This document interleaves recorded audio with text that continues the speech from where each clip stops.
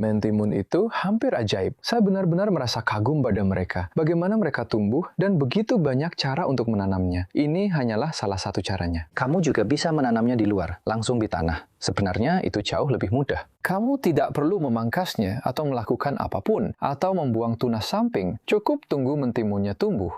Dan tips terbesar dari saya untuk itu adalah jangan menanamnya terlalu awal. Mentimun sangat menyukai kehangatan.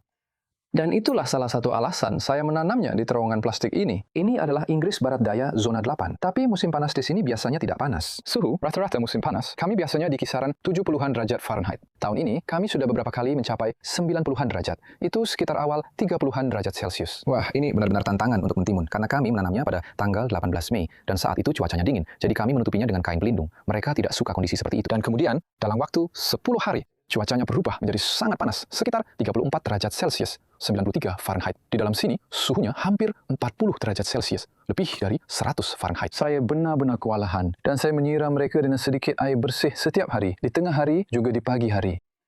Hanya untuk mencegah pucuk tumbuhnya terbakar karena panas dan sinar matahari yang luar biasa. Karena pada saat itu, ketika mereka masih muda, sistem akarnya belum berkembang sepenuhnya, dan mereka ingin tumbuh dengan cepat. Tapi, mereka tidak mampu mengimbangi panas dan sinar matahari, dan akar-akarnya tidak bisa memasok cukup kelembapan untuk mereka. Itu hanya fase di awal musim panas. Sekarang kita sudah melewati itu. Mereka sudah punya sistem akar yang kuat dan sudah tumbuh dengan baik. Sesekali saya kehilangan pucuk utama, dan lagi-lagi itu berkaitan dengan, kamu tahu, bahkan sekarang, pertengahan Agustus, kita juga mengalami suhu yang sangat panas. Tapi saya bisa menunjukkan beberapa hal yang saya pelajari selama ini. Bahkan, sejak video terakhir yang kami buat tentang cara menanam mentimun, itu ada di saluran saya.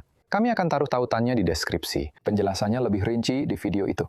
Ini adalah beberapa hal tambahan yang saya pelajari sejak saat itu. Seperti memetiknya, memangkasnya. Anda bisa lihat, ini ada mentimun yang indah.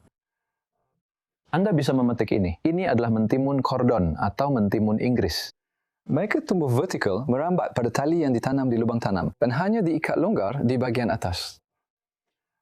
Dan saat mereka tumbuh, saya menanam ini untuk dijual, jadi saya ingin mentimun yang terlihat hampir sempurna.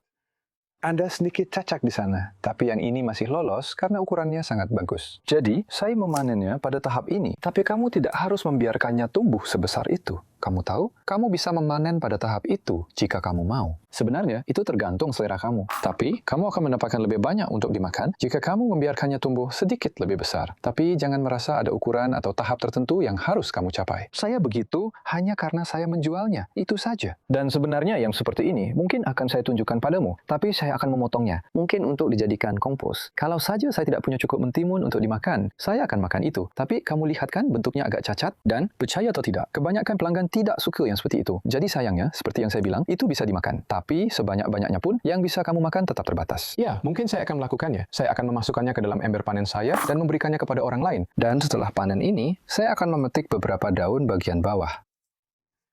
Dan saya melakukannya dengan menggunakan kuku ibu jari saya cukup sering. Memutar, memotong dengan kuku saya, tapi tidak dengan pisau. Dan alasannya adalah mentimun terkena virus yang disebut virus mosaik mentimun. Dan saya pikir menggunakan pisau saya pada beberapa mentimun secara berurutan pada sekitar 35 tanaman di sini justru menyebarkan virusnya. Saya rasa begitu. Anda tahu, saya agak menebak-nebak, tapi melakukannya dengan cara seperti ini, Anda tahu, seringkali saya mengelap jari-jari saya. Dan saya rasa itu tidak terlalu menyebarkannya. Karena tahun lalu, dari 36 tanaman yang saya tanam, hanya 8 yang bertahan hidup. Pada akhir bulan Juni, virus yang menyebar sangat cepat. Itu menghancurkan sebagian besar tanaman tahun ini.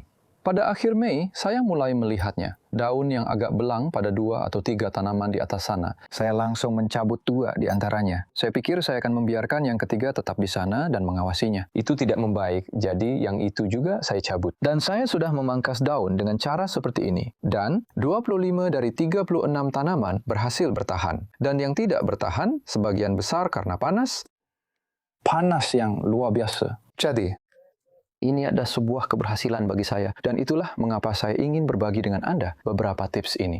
Dan dalam hal memutarnya, itu hanya cukup lilitkan perlahan, tetapi agak mantap pada tali.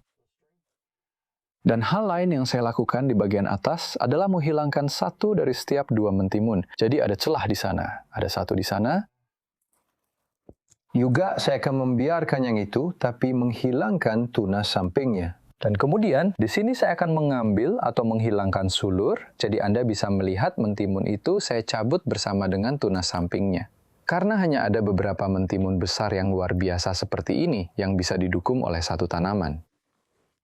Dan membiarkan semuanya tetap tumbuh, berarti tanaman akan memberi Anda panen yang luar biasa. Diikuti dengan tidak ada sama sekali selama sekitar 2 kaki panjangnya, 60 cm batang. Karena ini semacam masa pemulihan dan saya menanamnya secara organik, saya tidak menggunakan pupuk atau nutrisi sama sekali. Semua ini hanya mendapat dosis awal kompos pada akhir April. Yang sebenarnya cukup banyak kotoran kuda yang sudah benar-benar membusuk. Itu sangat bagus. Jenis bahan organik yang sudah benar-benar membusuk apapun. Dan itu adalah sumber makanan jangka panjang bagi tanah, tapi tidak cepat. Itu bukan seperti makanan cepat saji, makanan instan. Karena pada dasarnya, pupuk itu seperti makanan cepat saji di dalam tanah. Jadi, Anda tidak memiliki persediaan nutrisi yang cepat dan tak terbatas. Padahal, untuk tanaman ini bisa berbuah di setiap ruas, itulah yang mereka butuhkan. Saya tidak mau menempuh cara itu, karena saya sudah mendapatkan hasil yang luar biasa tanpa itu, asalkan saya tidak terlalu menuntut tanaman. Dan kemudian ada satu ide lagi. Tanaman ini baru saja kehilangan pucuk utamanya. Pucuknya rusak karena panas. Ini berkaitan dengan seberapa banyak air yang saya berikan. Saya menggunakan sistem penyiraman otomatis dengan selang semprot dan hasilnya tidak merata. Beberapa tanaman mendapatkan sedikit kurang air dan itu membuat mereka jadi menderita.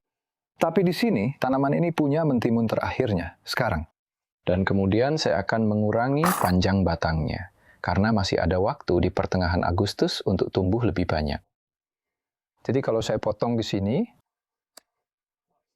sekarang, itu adalah batang utama di bagian atas yang sudah saya potong. Yang ini bisa tumbuh keluar. Ini sangat erat melilit di sini. Saya berharap tunas samping atau anakan akan muncul lebih tinggi, tapi itu belum terjadi. Itu ada di sana, jadi itu bisa menjadi pucuk utama baru. Semoga semuanya berjalan baik, saya memperlakukannya dengan sangat hati-hati pada awalnya, atau mereka bisa patah dari batang utama. Dan sebenarnya ada cukup banyak di sini, di mana itu sudah terjadi. Saya tidak bisa melihatnya sekarang, tapi itu membutuhkan kewaspadaan terus-menerus. Dengan tanaman-tanaman ini, mereka agak rapuh. Tapi mereka juga sangat produktif. Dan ini ada satu lagi yang siap dipanen. Ya, pagi ini ada 8 mentimun di sini yang siap dipanen dari 26 tanaman, dan kemarin saya mengetik sekitar 6. Untuk memberi Anda gambaran, di sini juga ada satu yang sepertinya tidak akan tumbuh. Dan saya pikir itu berkaitan dengan pemberian nutrisi yang saya sebutkan tadi, di mana tanaman tidak selalu mendapatkan cukup makanan untuk menumbuhkan mentimun seperti yang saya harapkan. Jadi, saya akan mengambil yang itu untuk dijadikan kompos. Sedangkan yang ini terlihat bagus, bentuknya seragam dan kuat. Dan kalau kita lihat lebih ke atas di sini, ya, mungkin saya tidak bisa melihat contohnya. Kadang-kadang Anda melihat yang warnanya agak kuning, bahkan saat masih muda. Dan itu juga saya buang, karena tanaman sudah berpikir, tidak, saya tidak bisa membuat itu menjadi mentimun yang bagus. Jadi, ini semacam kewaspadaan terus-menerus, benar-benar mengamati tanaman Anda dari dekat. Sebenarnya ada contohnya, mentimun kecil di sana itu. Apakah Anda melihat bagaimana betapa kecilnya itu? Dan mulai menguning dibandingkan dengan yang di atasnya, yang terlihat begitu kuat dengan bunga yang indah. Jadi yang itu akan menjadi mentimun yang bagus. Yang ini jelas tidak akan. Dan inilah yang saya maksud tadi. Kamu tahu, mereka tidak bisa melakukannya setiap saat, di setiap ruas. Tapi kamu tahu, coba-coba saja, kerjakan, cari solusinya, lihat apa yang cocok untukmu. Saya sarankan untuk tidak menggunakan pupuk. Metode tanpa olah tanah. Kamu membangun biologi tanah yang sangat kuat, yang membantu tanaman untuk mendapatkan nutrisi. Dan satu pekerjaan berkurang. Tidak perlu memberi makan atau memupuk. Cukup dengan dosis yang baik. Kamu tahu, hingga 2 inci. Tapi dalam kasus ini, sekitar 1 inci, 3 cm, kompos kotoran kuda yang benar-benar terurai dengan baik dan berkualitas tinggi. Juga sedikit kompos buatan sendiri. Kami tambahkan sedikit. Dan di jalur di sini, saya menaburkan sedikit kompos. Apa saja, bukan serbuk kayu. Sebenarnya kompos limbah hijau. Karena tanaman juga berakar ke jalur tersebut. Jadi bersenang-senanglah dengan mentimun. Dan cobalah menanam mentimun tipe luar ruang jika kamu tidak punya struktur seperti ini. Tapi kamu tahu mereka adalah tanaman yang sangat serbaguna.